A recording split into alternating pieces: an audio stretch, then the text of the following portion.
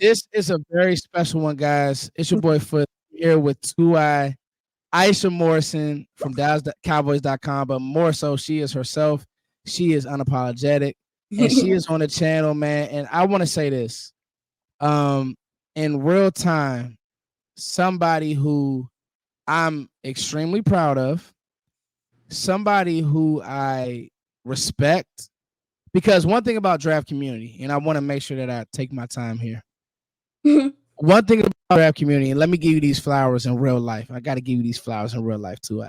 One thing about one thing about draft community is like we're a tight knit community.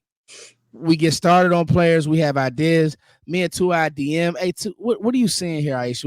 What do you know? What are you hearing? And then we bounce. Me and 2I have gotten arguments. Believe it or not, I don't like this. And then she walks me back around like it. So it's a real relationship, a real friendship. And I just want to say, her growth. I'm not only a supporter. I'm a fan. Capital F. I'm a capital F fan because you can see when there's people who do the work, and you can see when there's people who fake the work or just they hang on to what I would like to say the mainstream ideas. And I don't have those in any facet of life, whether it's music, whether anything that I'm doing, I don't have those. And I want to say that 2I, she's done the work. She killed it this year on the draft show. She really carried the show to me. And I would be remiss if I didn't say that. So 2I, how you doing? What's up, man? What's up, man? This is our first time doing this. It's crazy because we're going on 3 years knowing each other. And just like I said, talking boys, talking football. And for us to just now be doing this, it's kind of like, man, this is it should have been happening, but it's here now. And I want to just say this draft was one for me that I could say I feel good about, but I want to, how do you feel before we even start talking about the prospects? How do you feel about this draft? I thought it was well executed, man. Like, I mean, I know a lot of people maybe didn't like how day 2, day 3 felt like, or maybe day 3. But I mean, the players that they picked up, I mean, I studied and I thought they were great value picks. And obviously they did some things in undrafted free agency. Got some guys I'm sure we're going to talk about that you might want to keep your eye on. I thought it was well executed for how many needs that you have specifically. Yeah, I walked away very happy about this draft. It was night and day of what I felt last year, because walking away on day 3, I was not as sure about last year's class personally. Right. Mm-hmm. So let me ask you this too, before we even jump into this, because we got time. We're not going to be here too long, but I want to make sure that I want everybody to understand just who you are. So I want to pull back the curtain a little bit. Right. What made you want to get into this side of football? I think there's so many Black women who maybe looking at this saying, wow, like she's not just a reporter. She's not just trying to be, have the look. She's really talking ball. What made you want to get into the draft, the team building side of football, 2I? Well, first of all, let me just give praise and thanks to God for giving me the time, because a lot of that's why I'm even doing it is, I felt like towards the end of the season, I'm breaking down film. I'm learning to break down film, because that's one thing, I'm very honest about. I will message Foots and ask questions because I'm still learning this game. Like I'm just, a little late to the party. But as far as me getting to the draft, I mean, it was brought to me by my boss, Derek Eagleton, like, hey, do you want to do this? We think that you can do this. And when I first started, I got so excited, like doing draft work, besides the last 20 days when you just like, all right, wrap this up. Doing draft work is so unique in a sense, is that you get to tell these players' story. I think that you have to be very delicate with how you handle it, because these kids work their whole lives to hear their name called, and you have the opportunity to speak about, a person in a way and introduce them to the world in a way. And it's a very unique it's very unique to me, and I take a lot of care into it. But I also like the research part of it and the detail that goes into it. Oh, sorry about my grandchild. Oh, hey, grandchild, you want to be on the show? It's all good. Come on, He jump on talks in too here. much. He talks too Come, much. come on in here. No, because he won't be talking the whole time. Go ahead, Can't get 2i. to You shut up. good? You But good? but no, I think like I said, it's a unique opportunity to introduce these players to people. You have to be very careful and delicate with how you do it, but I also like the research that goes into it, and just I don't know, like it's something about seeing a player and then seeing their traits and seeing what they do well. It excites you. It excites Yeah. me. It excites me. So I mean, getting into this side of football, um I think empathy is a big part of it, and I like having that. that having that, and my empathy is something that I think it's my superpower Mhm. in this game. So yeah, I mean, if women want to get on that side of things, it's a process. It's a Yeah. process, and that's what Yeah. I'm trying to learn so I can teach. So yeah, I'll wait on that. But Yeah. I just think even if you don't know all the X's and O's and all that stuff, just go watch the player. Just go watch what their body looks like. Do they look Mhm. sure? Do they look confident? Stuff like that.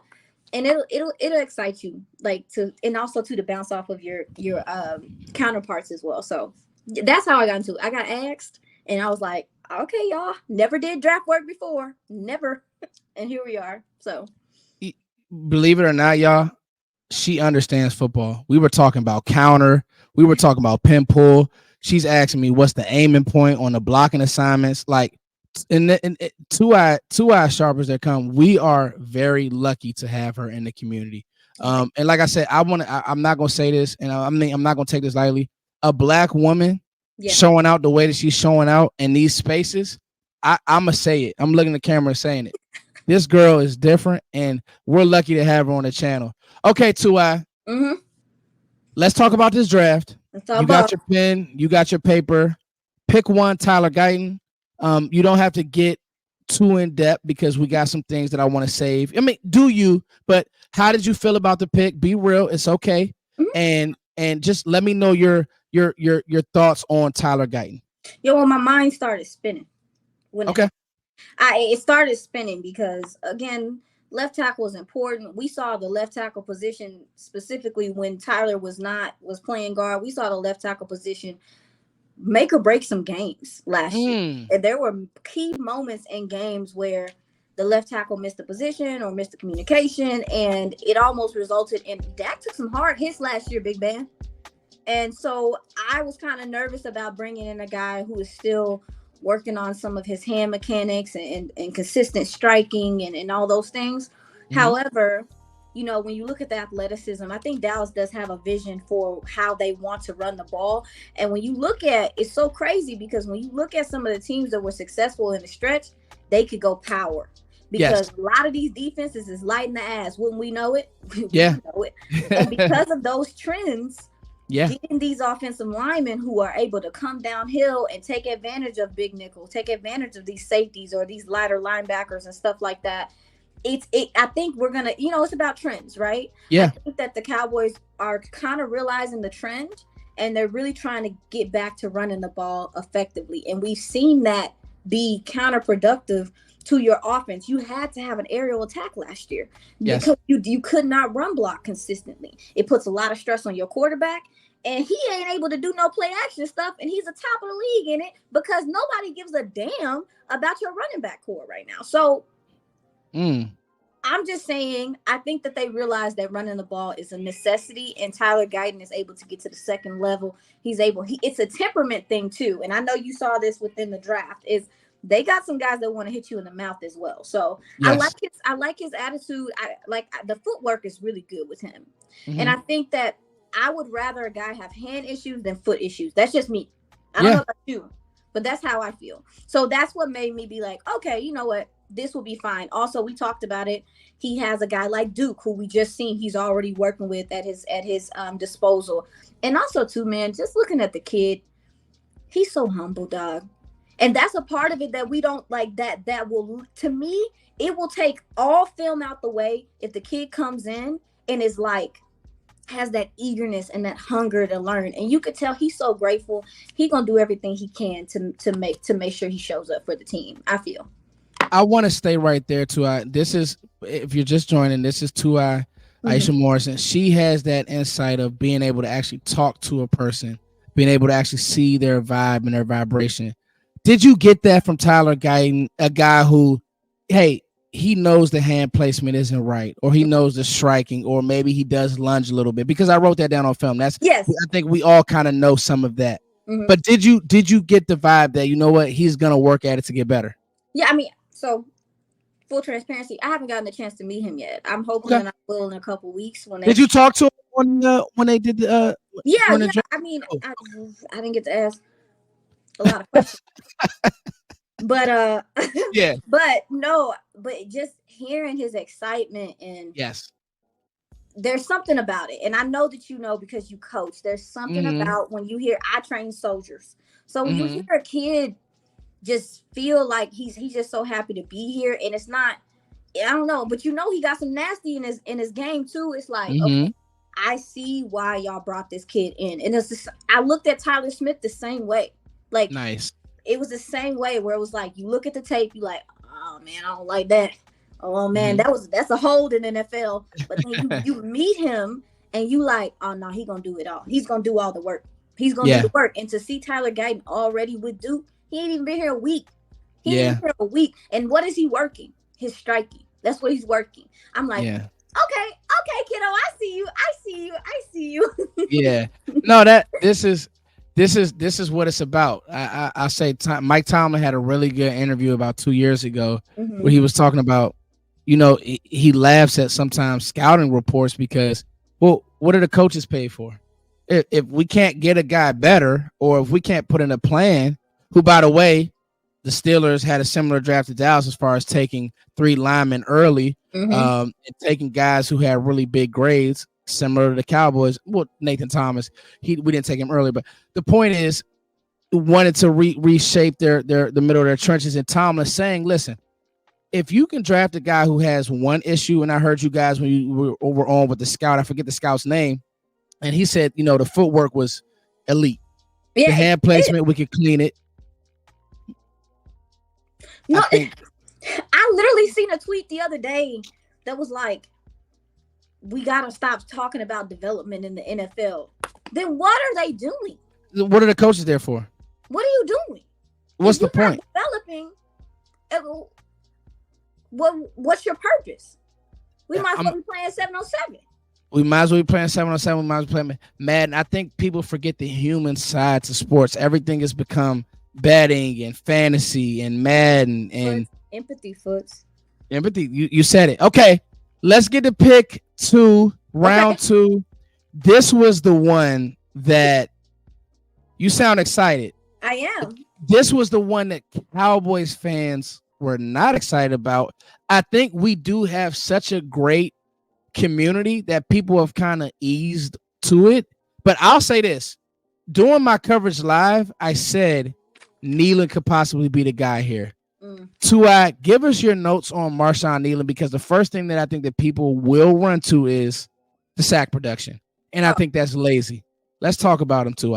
Oh, no, it's real lazy. Now, listen, this is something that I brought up even to Brett Maxey, the scout, on the show, on the draft show, was like, and I've been saying it through the process, we're starting to get to a point with that it's very this or that with them. And I asked him, you know, what are some of the trends that you're seeing in the NFL? And he said speed rushers. Okay, well, typically speed rushers don't have a lot of size.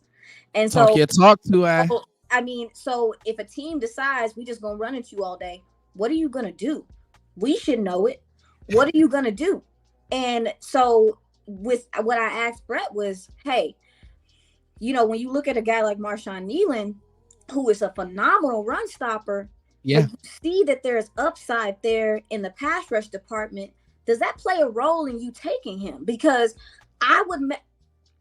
at this point, you need to be able to run stop, big dog. It's starting to become such a push to the side thing. And I'm like, with the way teams are attacking the edges, I don't care if you can rush the passer 3 times in a row. I don't care. They're passing on us. They're passing on us.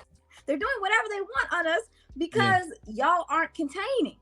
Y'all aren't containing. So, because you don't have the size. So I say all that to say that the Marshawn Kneeland pick, I was happy because earlier in the draft cycle, I had literally said on the show, like, listen, I don't feel like having to see him twice a year. Good hit, Tua. I didn't want to have to see him twice a year because I see the upside because, I mean, he's just very relentless. Anytime that he gets to the quarterback, it's not because it's fancy. It's not because it's pretty. It's because he's like, I'm about to go get that motherfucker. Like, and the pursuit to the ball is crazy. He does have a quick first step, but he's gonna win. He wins with power most of the time and leverage because he understands leverage. That's why he can play the run the way that he can. I'm thrilled about this player. Crazy athlete. I don't like using the word freak. Crazy athlete. Like I said, he always is able to find the ball and disengage. That's another thing I'm looking for as well. It's like, yeah, big dog, how do you get off blocks? Because these offensive linemen are getting bigger and bigger. He has the size, 6'3", 275. He has the size to counter that. And also, too, I do think he'll be a problem in the interior sometimes as well. Yes. Something I'm thinking about as well is like, as they develop that pass rush ability, he's going to be able to move inside. He's going to be a problem because he is bigger than the average edge. So, again, the motor's crazy. The change direction is good with him, dog. If he get a little bit more in his toolbox, it's gonna be in his bag. I'm excited for this player, y'all. Like I love it. There's a lot of violence in his initial contact too. When you see him make contact with people, the hands, you're seeing people's heads snap back. That snapback. Yeah, you see how much power he has. Yo, let him get in the toolbox. I mean, he got one of the best teachers. Like, again, DeMarcus Lawrence's feet may not let him do what he want to do, but he wins with his hands very often. Yes. He got one of the teachers. So I know that was long, but no. I'm actually about it. I want to stay right here because I can tell you're passionate about it. And this is what I mean, like draft family. It's so funny because the Cowboys fan base has been forced to kind of all lay into the draft, but you're in it because you care about it.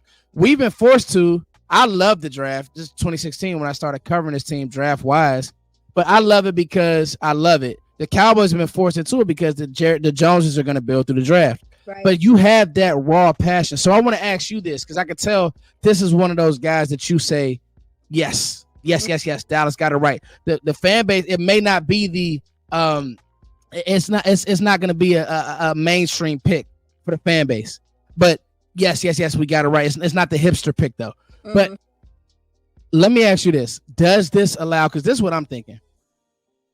Does this allow Micah to play more off ball because of his block destruction when it comes to Kneeland? And day one, he has the power to stack tackles in the NFL.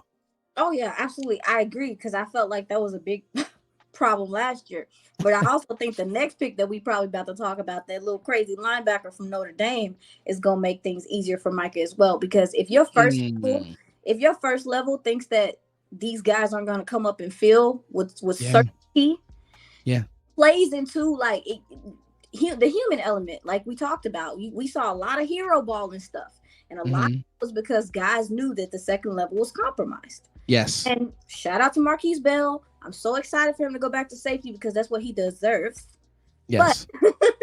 But to answer your question, absolutely. But I also think the linebacker core being stronger is going to make things so much easier for your defensive line as well.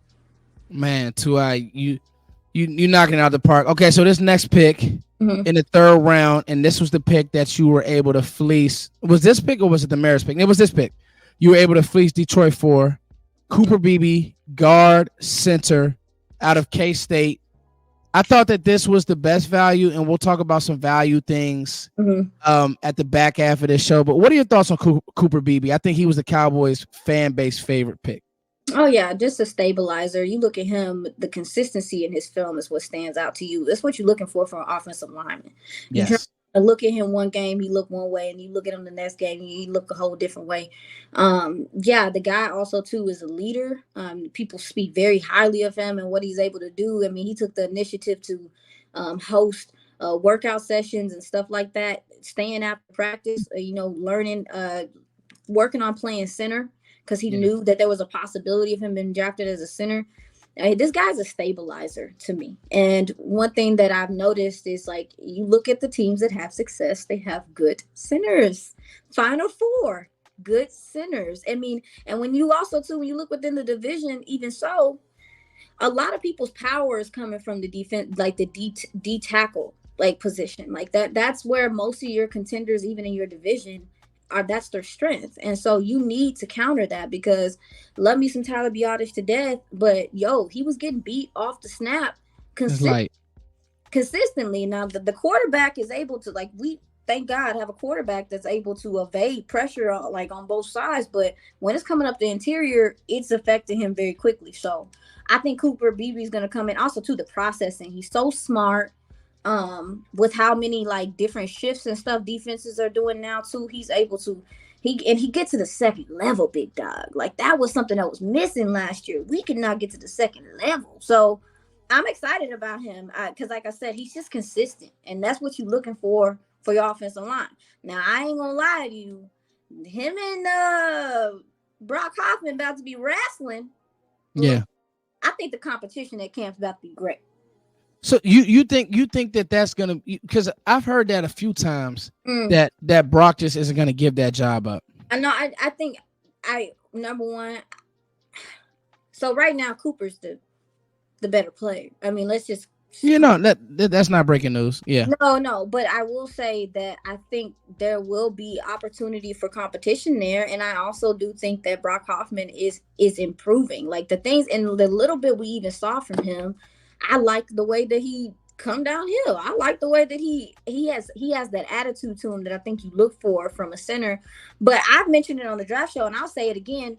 Having good backup offensive linemen is a luxury, and I get nervous about that. Like, talk about it. I think TJ Bass can be a starter. Yes. However, there's 17 games in the season, and we've seen injuries derail certain things, because I'm like, if Tyron was playing one of these games towards the end of the season, you might have just won NFC. Yes. It's like the margin of error is very short. So for me, I want offensive linemen that can come in if there is an injury, and we ain't got to change the playbook. Come on, Cardinals game. Yeah, that was crazy. Biting you in the ass towards the end of the season because you lost. Like, I'm personally, like, I love me some TJ Bass, think he can be a starter. Like Brock Hoffman, think he could work to be a starter. However, having them as backups, and it ain't a bad thing, right? Oh, it's not, bro. It's a blessing. And I'm like, come on, why we keep trying to make them starters right now? Let them develop, let them do what they need to do. But to have adequate backup offensive linemen, we've seen that derail not only our season, but we've seen it derail a lot of teams in the NFL season because they lost the left tackle. It's over for some people. So I was just, when I was breaking down the Commanders draft, I said one of the issues that I had with them was that their depth on the offensive line and that their starters just aren't good enough. Yeah. And so you can bring in Jaden Daniels and you can do these things, but I'm like, you look at again, there's orgs that do it right. Pittsburgh, historically, an org that does it right. Mm-hmm. They're looking at 3 linemen, Zach Frazier. They went Fontenot, and then they went the kid from South Dakota State. Okay, that's a team and an org that says, if nothing else, the middle of our offense will be fine. Then there's teams who consistently get it wrong. And so I think that Dallas, you're spot on, Tuai. It's a great problem to have. It is. Listen, you are on the team, Brock Hoffman. You are on the team, TJ Bass. We were talking about TJ Bass last year as being a steal. Guess what? You come in, you've done what you're supposed to do. It'll work out how it's supposed to. It always does. You're only a first-year player. So, again, I love what you're saying about let's just compete. Let's let all these guys compete. And with Beebe, to add to your sentiment, as far as the center position and that just having that ass, because he got a lot of it, pause, no diddy, whatever you want to say, that's a big boy. Yo, you stick him in the middle of your offensive line, it just looks different. He's like built like a bulldog. Yeah. You know what I'm saying? Like, just stout and just he's very hard to move in. And another thing, all the freaking little D tackles y'all love so much, Sweat and Murphy and all them. Ask them what their day was like when they seen him. Couldn't move him. Quiet. Couldn't move him. Quiet. No. Couldn't move him. Yeah, that's what I'm talking about. No, he's a steal. Like I've it's been important to me that Dallas stabilized this offensive line. You have been in limbo. This offensive line, the networks and whatever they be doing, they made me want to fight them. Because what world are y'all living in that this offensive line has been good for years and years? No, this offensive line has not really been good since like 2000. I think 2016 was the last year of like, okay, this is what's up. But losing Frederick, you've had your guards have been in and out besides Zach Martin, and your tackles have been in and out. So for me, I'm glad that Dallas is trying to stabilize this offensive line for the future. Because it's just one less thing you ain't got to worry about. You know what I'm saying? Like, once you do that. Yeah. All right. So moving right along, as we talk about the third round, let's get into Marist Liufau. So I can honestly say this is the one that I feel like everybody was all over the board on. Like there's people who, oh, that was a reach. Then there's people that oh, he can't cover. But this, to me, and I really want you to take your time with this too. This was the one where I said Zimmer looked at this player and said, for what I want to do, this is what I need in my linebacker room. Also, Marist Liufau. I mean, he's a tone setter.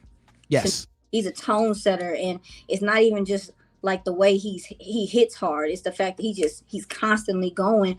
I look at him. The first thing I saw about him, you see the hair flying around. You see the motor is crazy. But I think, and honestly, I was so happy because Scott McCurley, the linebacker coach, said that in our interview. I said it on the show. I was like, this is a temperament pick. Yes. This is we're trying to change the way that this linebacker core feels.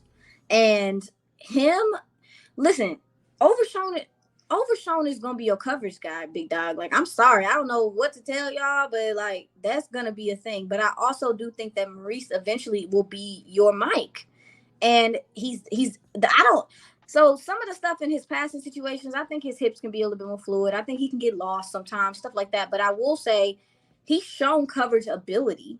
I don't know how you feel about it, Foots, but I wasn't super unimpressed with his ability. Like, he's smart. The IQ is there with him as well.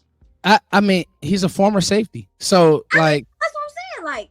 Like, the one issue that I had with him, and I wrote down his weaknesses. I mean, we've talked about these guys ad nauseum. So the one issue that I had with him, but it's actually crazy because I didn't even see the Cowboys linebackers doing this last year. So when he misses big. Oh, yeah. He plays with his hair on fire, literally.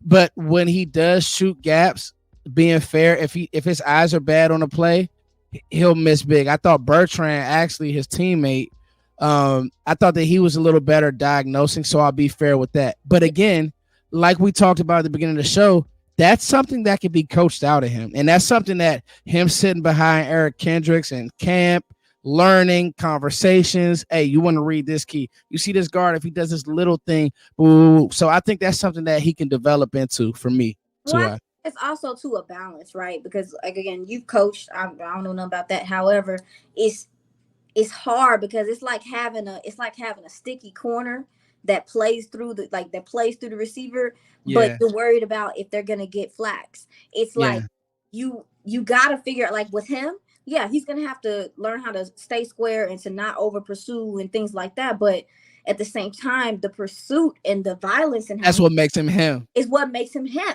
And at this point, I would rather my guy be hella wrong than to be hella wrong and hesitant. Because now you getting dragged down the free. At least he can turn his ass around and try to catch up to the play. You know, you can't do no behind tackles no more. I ain't even gonna go there. But yeah, at least he can do that as opposed to getting completely pushed down the field 10, 12 yards.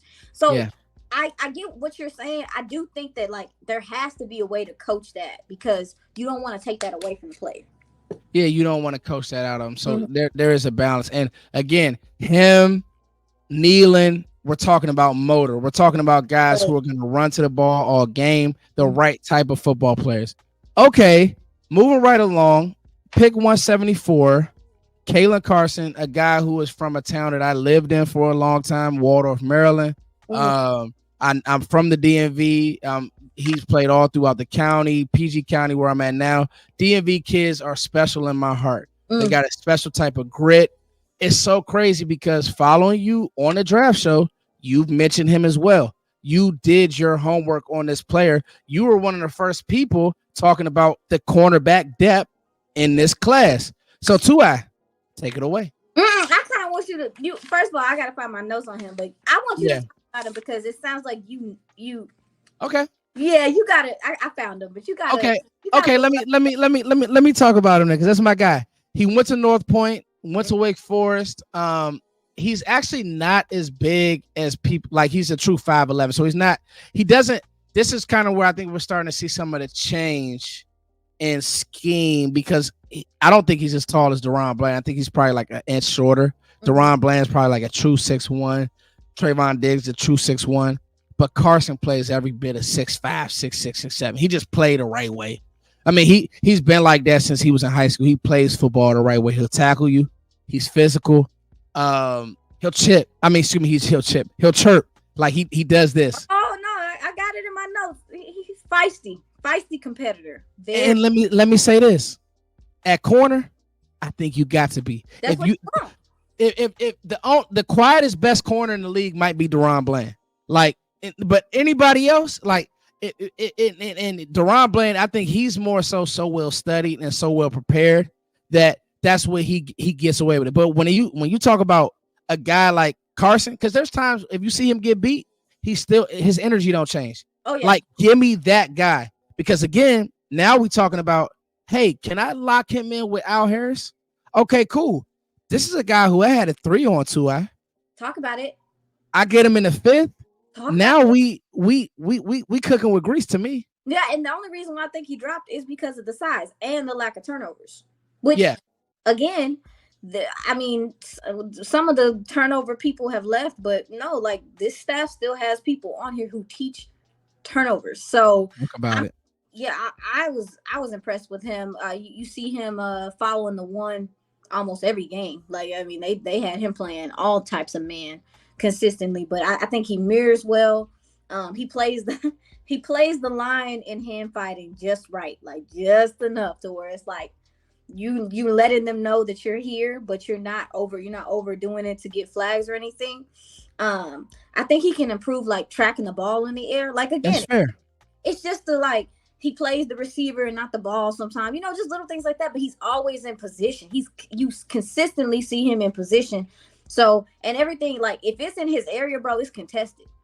Like, I mean, we can get mad about the fact that he's not getting turnovers, but he's contesting almost every ball that comes his way. I also liked how willing he was able to be active in the run game, the screen game, like you mentioned. Like, he's not afraid to come up and tackle, and baby, he gonna let you know that he came up. Yeah, I like him. I liked him. I thought it was a great pick. Personally, I think there's still a world for. Okay, we've fallen, and I think a lot of people do a lot of stat watching. And I say this: are you watching the game? When I get in the spouse with people, are you watching the game? Or are you going and you playing fantasy football? And so with Kneeland, you look at, and fantasy football is great. I get it, but like what me and you do when we go back and forth on people, it's film. It's where do we see them? How can we reimagine them? With Kneeland, you hit it on the head. Don't stat watch. That's why I love your excitement for Kneeland, because people then they'll come around like, oh man, 2 hours right about Kneeland. It's like, no, she's watching the game. She's watching how he'll be used here. It's the same thing with Carson. You can't coach grit. You can't. You either have that or you don't. Some of that stuff is if you don't have it, you're not going to be able to coach it. I love Kelvin Joseph to death, right? He had all the ability. That's why there were people. Oh, look at the Devontae. What's the kid in not Adams? Oh my God, who's a receiver in Philly? Smith. I'm blanking on him. Smith. Devontae Smith. Smitty. Look what he did against Devontae Smith and when he was at Alabama. Kelvin Joseph can come in here. He could be a lockdown corner. It's like, no, He didn't really tackle well. He wasn't well studied. He wasn't physical. And it's like, that was part of the issue. And he wanted to be a rapper. And this isn't me pooping on Kelvin Joseph, but you didn't see those traits.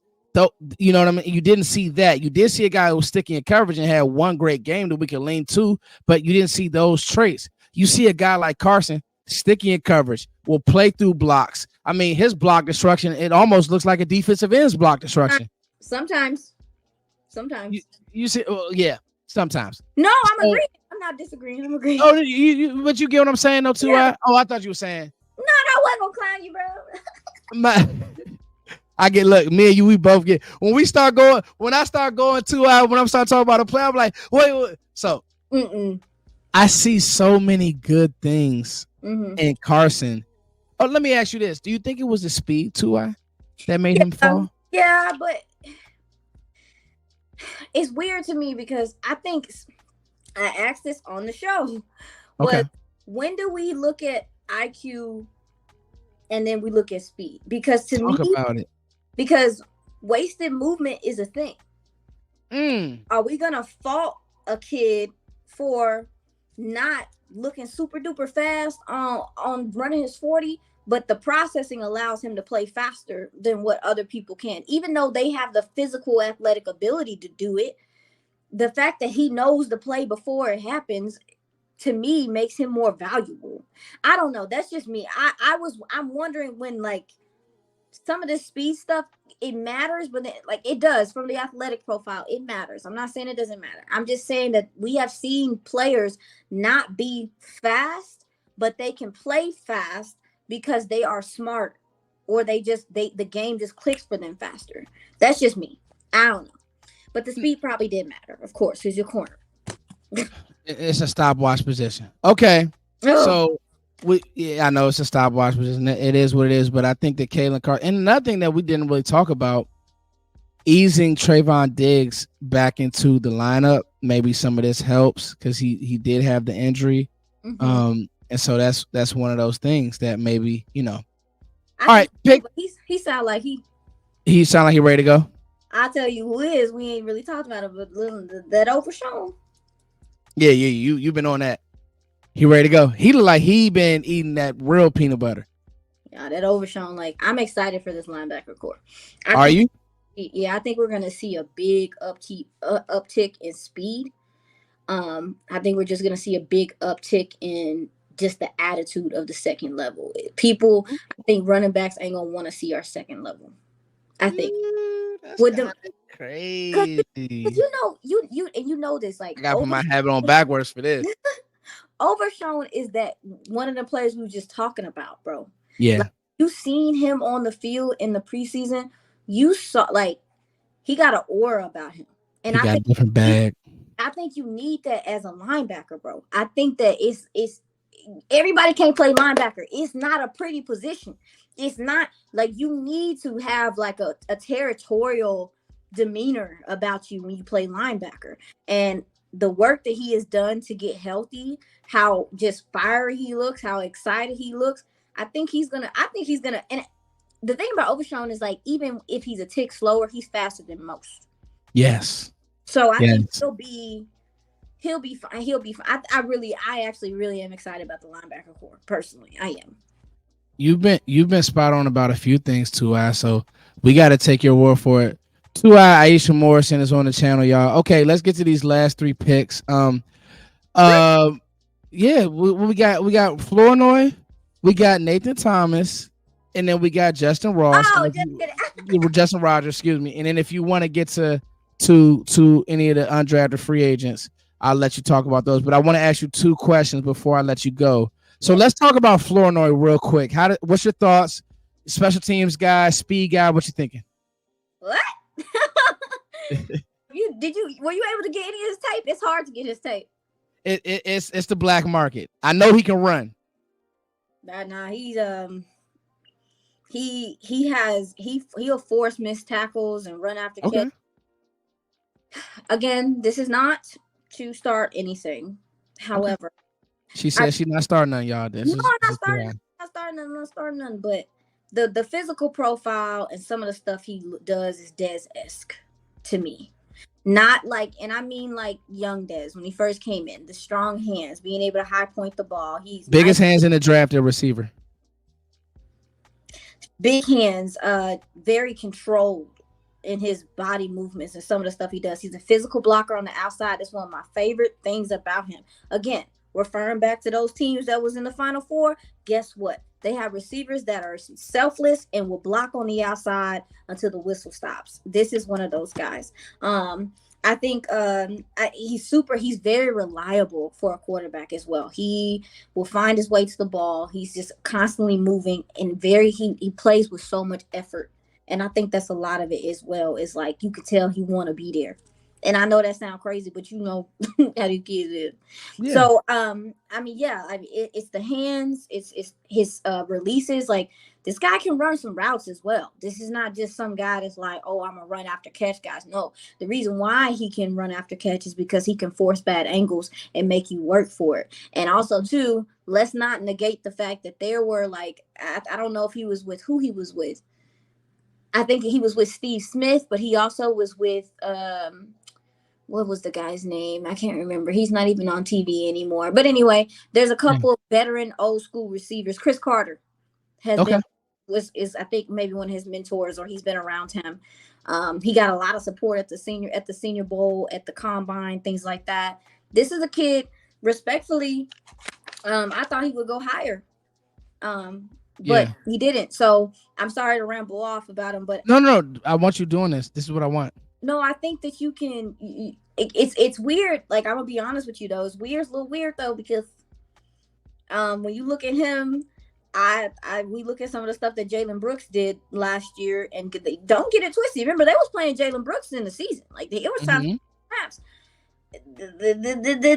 this may make things a little weird between these two, because this guy right here got a little. He got some flair to his game. I said this, and now I'm gonna go on record. Receiver 3 open, 2I. Like, when I say it's open, right? I love everything that I hear from Jalen Tolbert. I do. But I just did a video on the channel. If you guys haven't, go check it out. About outside of CeeDee Lamb and Brandon Cooks, the production behind those 2I is like, I think it was like, I did like the numbers. It was like, that's even if you wanted to add Martavis Bryant. But if you talk about Turpin, Tolbert, it's like 5 touchdowns, like 500 yards. There's literally no production. And we know that Dallas will say this. If we love Jalen Tolbert, yes, we do. But if there's a guy like Flournoy or whoever, Jalen Brooks, who they say, you know what, the same way they did with the Deron Bland versus the 2 corners they drafted with Kelvin Joseph and Nashawn Wright, they will self-correct and say, you know what, we're going to give this guy the opportunity because he's ready. So everything you're saying, like the break tackle ability, you're right. You're spot on. So it's a real thing there, I believe. I mean, I'm going to put it to you like this, boss. I don't know how to say it in a way that's like, I think Jalen Tolbert, if you go look at him on film, he open. I'm going to put it like this. Okay. He open a lot. Yeah. The route running is there. He's open a lot. But I also do think that there's sometimes where what Dak and CD had last year. Yeah. What are you going to do? How to justify not giving CD everything? You know what I'm saying? Like, he cooking people. Like, and I understand, you want to get your other guys involved. They made a concerted effort to get Brandon Cooks involved because he's a veteran. You can't not get him involved. But again, when you talk about that 3 guy, when your 1 and your 2 is cooking, how they was cooking, I think it's difficult for the quarterback to even find. He might see you out there. He literally might go through his read. But baby, if that first read is open, which it was, and that first read is 88, is different. It was a lot. Yeah. Then it's again, these are football conversations that people don't have like that. It's like, we can talk about all the X's and O's all day, but sometimes when a dude just got it, he just got it. And CD and Dak were on a historic year last year. I think again, and that's why you have to go look at the tape. I'm looking at Jalen Tolbert. He is open. A lot of his route running has. I thought he was already pretty good, but he's refined a lot. He's not false stepping. He open, but that 88 is open. He the first read, bro. He the first. Hey, he might be the 1 and the 1A, and then what's happened with Jake Ferguson? That's what I was about to say. Yeah, That's what I'm about to say. What yeah. you gonna do, man? Like you can only pass the ball around so much, and I be damned if I'm doing it unnecessarily. Because again, like I said, how am I gonna look at my 1 and justify me looking off him to go to my 3 just because you open? No, bro. Like 88 cooking everybody out here. So I think that's gonna be something. I can't talk like this on Doc. 88 cooking. Talk. Hey, 2 hours. We just having a good time, man. Hey, this is why I wanted to get her in this setting, y'all, because she's passionate about ball, man, and you guys are gonna love this one to replay, man. This is it, man. This is 88 did cook, man. And it's so funny. It's so funny too, because like there's really people out here who think Dallas isn't gonna pay CD. Just stop. CD, he's going to get paid. You there's no way you're going into the season without 88 on the roster. It's not gonna happen. You ain't got a choice. You ain't got a choice. What choice you got? Come on, stop playing with me. You gonna let him go somewhere else and cook you? Stop. Just cut it out. Okay. Okay. 2 Nathan Thomas and Justin Rogers. Okay. Just give me a quick synopsis of those 2 picks. Thoughts? How do you feel? All Sun Belt honorary. The run game took a uptick for Louisiana with him as a starter. He's played a lot of football, about 1,800 snaps through his career. 6'4", 334 pounds. He had very little penalties, which to me says a lot about an offensive tackle. And with as much football as he played, is that his hands are pretty good. He has pretty smooth movement in his feet. I think that he understands spacing, stunts, blitz pickup as well. Again, he's played a lot of football, so he's able to diagnose and read well. And when he's a lead blocker, he directs traffic really well as well in the screen game. He got some punch to him. Like he'll punch you in the mouth. Again, kind of going back to what we talked about with the offensive line, kind of the temperament that they're looking for. He fits that. He's very athletic. He's an inside-outside zone blocker to me, which is clearly the route that it seems like they're going with the BBs and all that stuff. I think that his pad level could have a little bit more consistency and things like that. He's not super flexible or fluid, but he's just an athlete. So once he gets some yoga in, maybe see a pelvic floor therapist, you know what I'm saying? Get him right, get him stretched out. I think he'll improve there, but there's a lot of good things to like from him. I like how he forces edges to go wide because he's so quick to his set. Like, so he's going to force you to the outside. He makes people run the oop a lot. Justin Rogers, this is one of the only true nose tackles in this draft. Oh my God, it's a dying art. What are we going to do? What are we going to do? Like, one tech is a luxury at this point.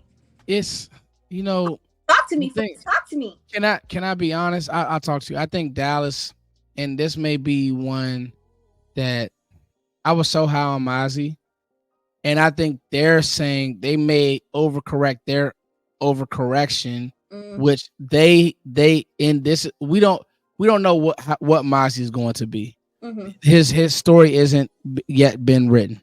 He still has time to prove everybody wrong. But year one, it wasn't good. I'll say that it wasn't good. We have to be fair. I pride myself on it wasn't good. There's no way around it. And I was high on the guy. I stuck my nose out there for the guy. That being said, I think what's happened to us is they're saying the positions that we value, the Cowboys, tackle, guard, center, all the positions that made us that team that was a force in 2016 and all these years of running the ball and all this, we're going to make sure that that's locked in. Mm-hmm. And then we'll get to D-tackle. And if we need to hit it in free agency, if it's that much of an issue, then we'll do it that way. Yeah. Your thoughts? I didn't like that. I was stressed out. I've been stressed out this whole time because I just think, man, listen, like, it's just the middle of your defense is what got you killed. Like, don't get me wrong, your edges wasn't rush containing all the time and stuff, but a lot of the reason I was doing that is because your D tackles is getting driven down the field. Like, it it was rough to me from the D tackle position and the position they're in now. I mean, we talked about Osa. Like, I want Osa to have a real one tech next to him so he can boogie. Yeah. His development keeps getting stifled towards the end of the season because he's playing multiple snaps. He's playing out of position a lot of time. And he's also being asked to do things that he is not physically supposed to be doing. He's not supposed to be holding double teams forever. He's supposed to be the guy that's freaking free. Yeah, getting that field. Ability. Yeah, I mean, don't get me wrong. I'm glad that they drafted a guy, and I hear what you're saying about their philosophy and stuff. I worry because, to your point, last year wasn't good for Mozzie. It is what it is. I think there are a number of factors that play into that. I think that, you know, a lot of the time with some of these kids, it takes them some time to adjust to what the reality of being in the NFL is like, and that can be heavy. So but I can't mentally, the football person in me says I don't know what you are. So I can't factor you into this conversation and be like, for sure, because I'm sorry. Like, your starter right now is Carl Davis. Damn, Tua, that's deep. And that's Carl, deep. don't get me wrong, like, me and Carl go way back to college. Like, my guy. Dog. You keeping it real. But that's your starter. You have Oso Odigizua. You have Carl Davis.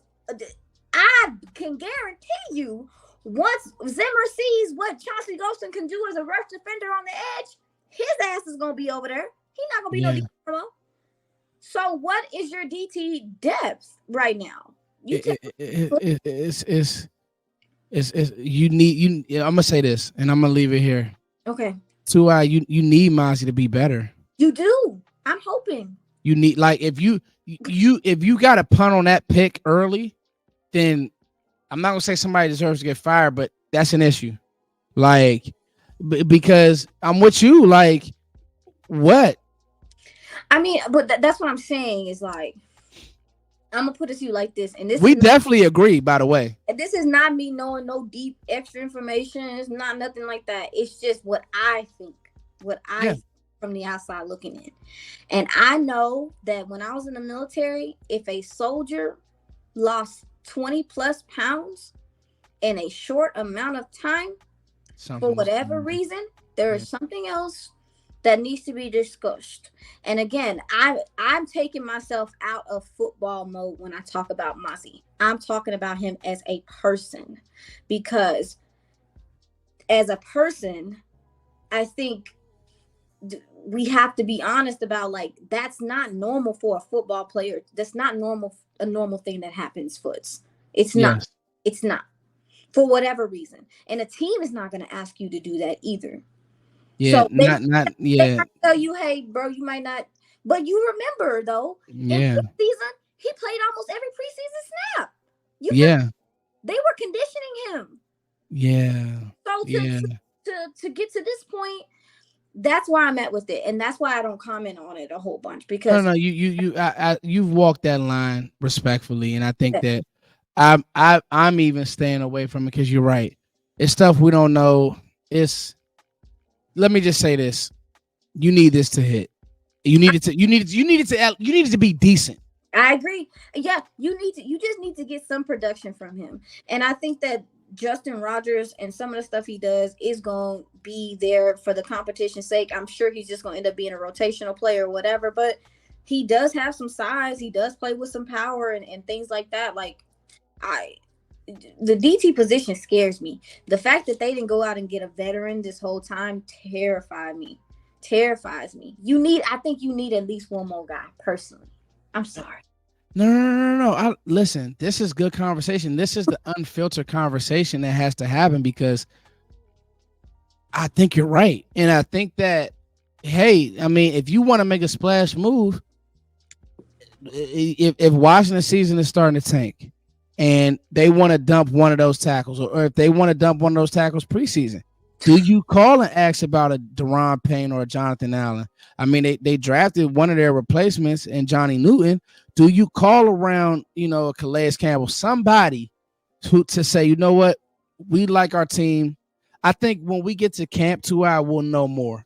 Well, and it also too depends too, because again, what does Zimmer like?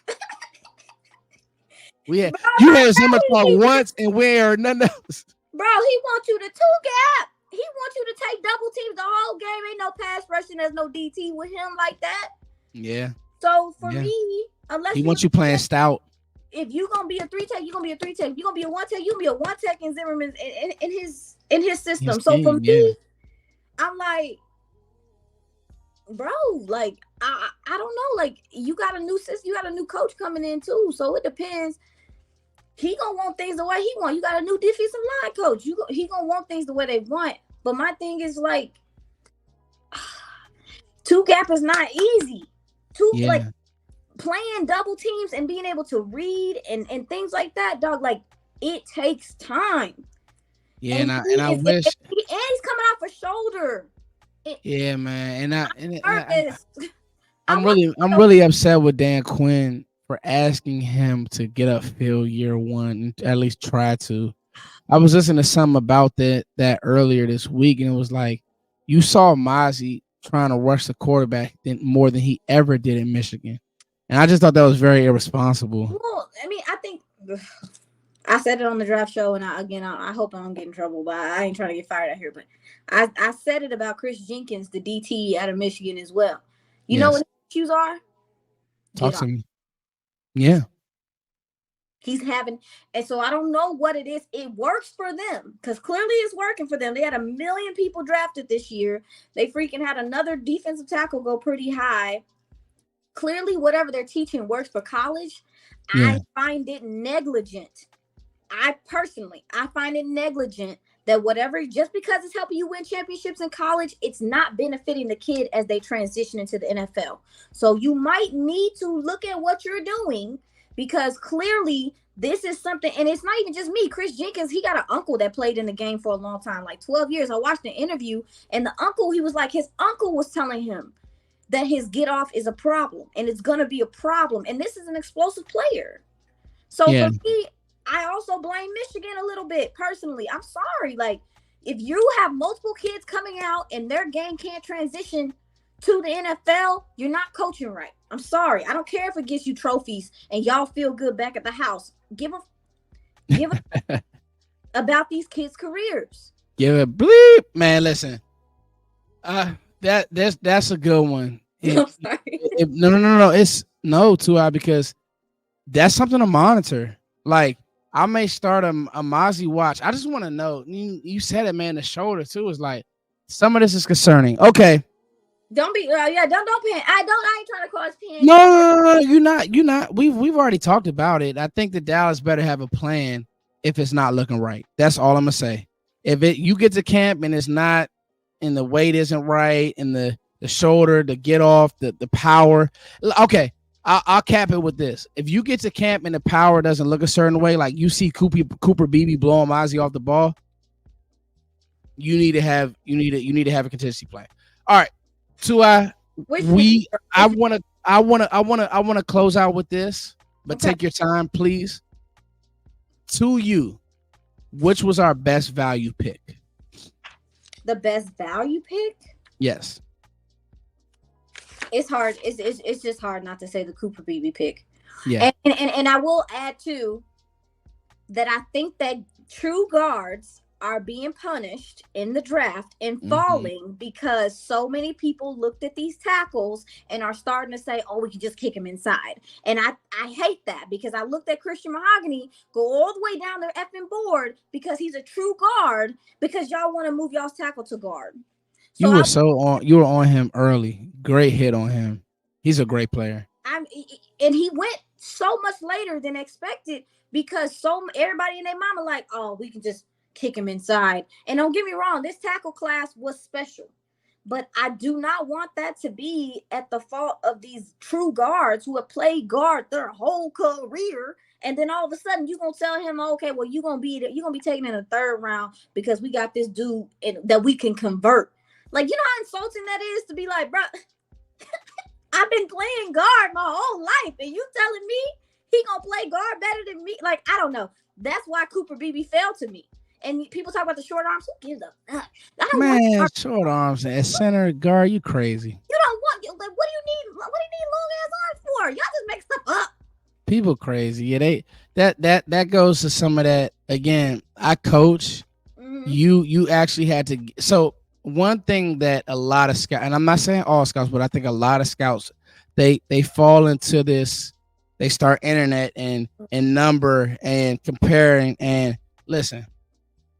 If you've seen a player do it at a high level, let's find a way that he can do it in the league at a high. Let's not say, hey, he has short arms so he can't play football. And I'll tell you this, a lot like the safety position, and Dallas made this mistake drafting Byron Jones and not drafting a true safety, Buda Baker or a guy like that. There's a difference between a tackle who can kick, step, and he looks the part and do all these things versus a guard like Beebe who enjoys pile driving people, who enjoys the grit. There's a difference. Talk about it. Because you got to be built for it, bro. You got to be built for getting hit in the mouth. These tackles not getting hit in the mouth all the time. They dealing with speed. Nah, bro. These freaking interior players are dealing with getting knocked in their mouth. It's like a boxing match. For real. Yeah. It's not just, again, and that's why I'm glad they went with the pick. Trust what you see in this player, bro. Just take him. He gonna make life so much easier for your quarterback, bro. Just take him. Yeah. And he consistent, but the temperament, to your point, is half of it. I don't care. That tackle ain't seen combat the way this dude is seen combat, boss. It get gritty in there. I'm sorry. It get gritty in there too. Okay.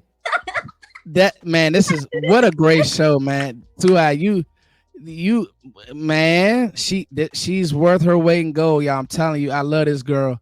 Okay, this is one that you don't have to put your name on if you don't want to, because what people do in the space is, well, you said it was gonna be this person and he didn't hit. I love doing it because if I'm wrong, I'll jump in front of it, and that's okay. Who do you think has the biggest year one impact? A player that we are thinking about and a player that we're not thinking about. Give me two names. That we are thinking about? Yes. I don't know, because I feel like Marist, I want to say Marist, but I think Marist is a lot of what Kendricks is right now. Yes. So I don't like how much he's going to be. Okay, I'm gonna go with my first one. I'm gonna say Marshawn Kneeland's gonna have a big year. Good one. Huge in what they decide to do defensively, and again, to your point, allow Micah to do some things and play a little bit more free. And so I also think that, like, I'm curious about this. Let me ask you really quickly: Is he Tank's replacement to you, or is he? I mean, because obviously the comparisons are there, but Tank still got something left in the tank. Like, that's what I'm saying. Like, this is his last year in his contract. But I'm like, do you understand what I'm asking? I'm like, I'm gonna say this, that I don't think now. I heard Sam Williams talk, and he said he sounded excited about this defense. He sounded more excited about this defense than playing under Dan Quinn. And I don't know if that was really shocking to me. I'm not surprised by that. That was shocking to me too. I was like, Sam, under somebody who's structured and disciplined, he sounded like he want to play under this scheme. Well, number one, I think he understands it's do or die. It's about that time, boss. But also too, I mean, yeah, I think the thing about Zimmer's defense is that it's multiple. And I don't believe that I think Dan Quinn's defense at one point in time was multiple. Towards the end, it was not multiple. They was in cover 1, cover 3. They was in big nickel and dime. And that was it. I mean, there was no show and go. There was no post snap stuff. It was not different. And I think Zimmer really knows how to play the matchup game. How many times do we watch games, Foots, and you like, bro, you're taking advantage of that. But no, we're still in cover 3. Why? You know that they watch tape too. You know they watch the same tape that you watch. So you were waiting for that. So I think the players are excited about the multiplicity and what the defense is going to go back to. Because again, at one point in time, I felt like Dan was very multiple, and he would bring Wanye in there for a couple of snaps and do different things with Dono and, like, whatever. But after a while, our base became basically big nickel, cover 1, cover 3, and that's it. And it's like you mad at us or something, or they was just running man, which Yeah. is a whole nother story of are we coaching or what? Because What are we doing? when you play man every game, you know how much stress you putting on your players. It's also conditioning too, Foots. Like I liken it to this. And this is why I said corner is the hardest position to play in the NFL, because one of the hardest. I liken it to this, and this is, man, I'm telling y'all, she will make y'all think about football in a different way. She knows she knows what she knows. You talk about conditioning. Hey, go try to guard Kyrie Irving for 4 quarters, 70 feet, 80 feet. That's bro, playing man defense, running around chasing slots, chasing, you know what I mean? That's what man. And yes, you got the horses, and I think Dan got lazy because he had the horses. I felt like there was I felt like the defense lost. You need to be able to play the matchup game. The Yes. best coaches can play the matchup game. So listen, those times, like, again, like there were times like we didn't see a player for a while or something like that, but like when he'll bring out somebody to spy somebody like Jordan Lewis out of nowhere or something, like, yes, play the matchup game. Use your Yeah. roster. Know Yeah. what your guys do best. But when Yeah. you just say we're gonna play man all game, the other team know that. The Yeah. other The team knows, Seattle game where it started to get weird for me. well, the other team knows that, bro. And it's like, so it's like, Yeah. just be creative. And I think that Zimmer has creativeness, and we're gonna see different lineups. Like I said, very similar to Dan Quinn when he first got here. We was like, oh man, we seen Johnson Goes, and like we were seeing Yeah. our packages. I think we'll see that. And I think that's probably why Sam's excited, because he knows he's gonna have the opportunity to be on the field more. So yeah, that I think Marshawn Kneeland is going to make a big difference. And for the conversation that we just had, I could be wrong. I'm just answering your question. Y'all don't even flame me later for it. But I think, given what we just talked about, Justin Rogers might be very important to what you do next year. Nice. There you go too. I like that. Yeah. Yeah. If he can come in and sit in the middle of the defense, just sit there. I'm okay. That's what he does. He's just a space eater. I mean, again, he plays with some power. He can do some things, but he gets steady penetration. Like, this is a big guy, and kind of honestly, sometimes that's just what you need. Like, he ain't got to always be pretty. Just muddy this up a little bit so my pass rushers can be free. You know what I'm saying? Nah, I think that's where now I feel like we're getting to that. That's what I wanted to hear more or less. Is like, yes, give me a player who nobody's talking about, because it could be just based off of. I think we know that Beebe is going to be that guy. You can't have two eyes and not know. Oh, look at that play on words. Have two eyes. You can't have an eye for football and not see that Beebe has NFL strength. He's ready to go. But that was a name. That's a great name. And I'll say this, huh? Who's mine? I know you like Corey Crooms, because I do too. Corey Crooms is the one undrafted. I like Corey a lot. If you want to speak on any undrafted, we could do that as well. But I'm gonna say this: my two. I believe that Caelen Carson, in some capacity, will find his way on the edge, and that DaRon Bland will find his way back in the middle of the defense or in a slot vibe. I don't know. I think that as good as DaRon Bland is on the edge, I think that there's a world where he could play inside. And because I just think that Caelen Carson I think that, like, he's one of those players that as the competition raises, I think that he'll just continue to play as a psycho competitor. Oh yeah. And so that's the one that I think that nobody's thinking about. And honestly, I'll say Tyler Guyton. Like, I think there's a world of people who, not you. I think there's a world of people who you didn't give me those vibes, but there's a world of people who wrote the Tyler Guyton pick off as soon as he was drafted. And that's fine. But I think that when you see a guy who's 6'8", if nothing else, if he's worth anything, he'll come in and in pass pro be very solid. If he gives you anything in a run game, it's a win.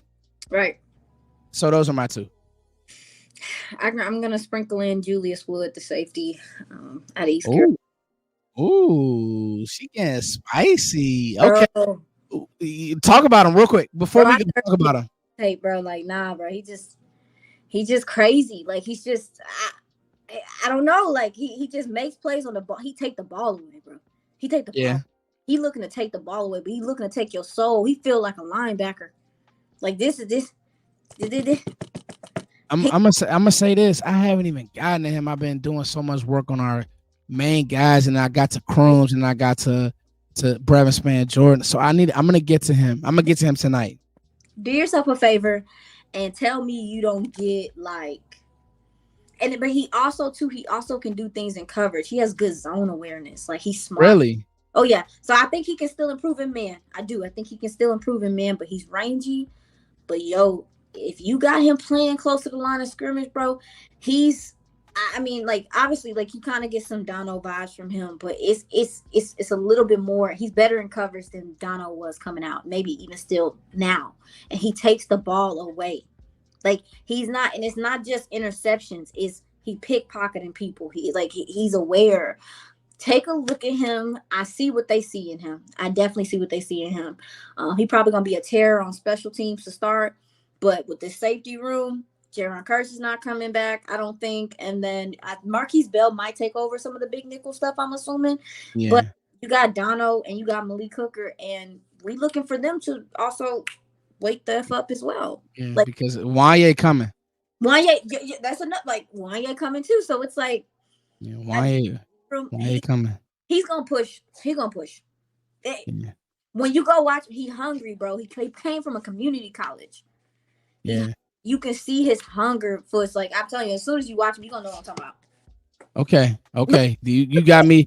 You gonna have me up till 3 a.m. Thank you, T.Y. Mm-hmm. You gonna have me watching.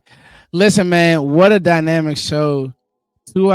Iisha Morrison, man. I want to ask her to come back, but I need her to get her rest. I need her to be ready for training camp, and we'll tap back in with her like in a month or two, y'all, because this lady, this woman, this savant, this eye for football is different, man. T.Y., you really killed it today. You killed it throughout the whole draft cycle. I'm honored to be your friend. Literally, thank you so much for coming on. Is there anything that you want to close out with? Yeah, I'm gonna say this, and I'm sure that Foots doesn't remember, but I remember. Foots is actually the first person that I reached out to in the Cowboy community via Instagram because I didn't know where else to find you. Yeah, and I remember. And he left me on red. All right, y'all. No, stop it. You left me on red. You left me. Oh my God. Did I? If I was probably too busy. I'm sorry. You probably was just like, who is this? Well, your kiddo was just bored. You like, who is this? Who the hell is this lady? I'm over like, I really want to learn football. I really want to like. Oh my God. I'm sorry, man. Nah, bro. My guy Foot said, I'm not going. Why she put me on the spot like that, y'all? You know what's crazy? I'm gonna say this: with being a musician and watching film, like if I did do that, it was probably because I try to respond to everybody. If I did do that, I literally was like, I'm sorry too. I'm just giving you crap, bro.